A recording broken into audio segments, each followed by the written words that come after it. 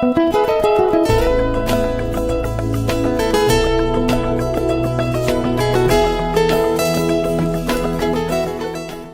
does it mean to say you trust somebody? I mean, the word trust. What does that exactly mean? I mean, I trust my family, I trust my wife and my kids, I trust my friends, put my trust in a lot of people. But what does the word trust really mean to you? Recently, I was thinking about a pharmacist. You know, when you go to a pharmacist, you put a lot of trust in them. That they're going to give you the right medicine. You never really question. You have a prescription, you know what the medicine's for. You just go home and take whatever pills is in the container. That's real faith. That's real trust that everything is like it's supposed to be. What I want to talk about is trusting in God. You know, there's a lot of places in the Bible where it says we should put our trust in God and have faith in Him. I recently read where somebody had done some estimate of close to 200 different places in the Bible where it says, trust in the Lord. As many times as the Bible tells us that we can trust in God and trust in the Lord, why do we get down so much? Why do we always get ourselves in that spot where we feel like we have nowhere to go, that nobody's listening to us, and that we feel all alone in our own problems? You know, in Proverbs chapter 3, it says, trust in the Lord with all your heart, and lean not in your own understanding, but in all ways submit to Him, and He will make your path straight. It's a powerful verse. You know, Deuteronomy tells us that He will never leave us or forsake us.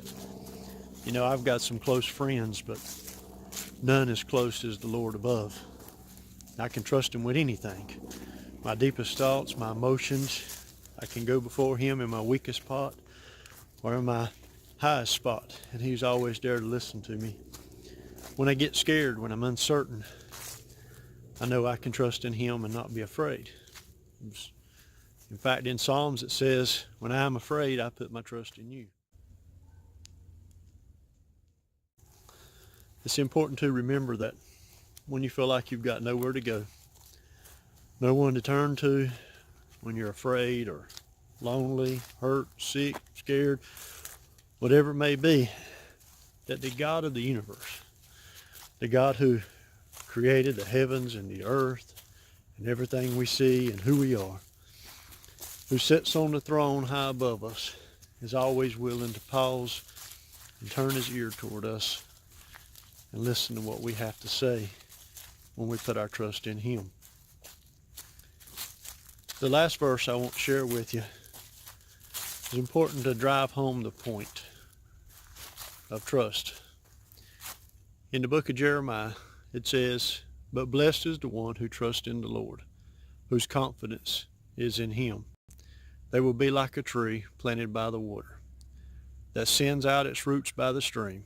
It does not fear when the heat comes. Its leaves are always green. It has no worries in a year of drought, and never fails to bear fruit. If you put your trust in the Lord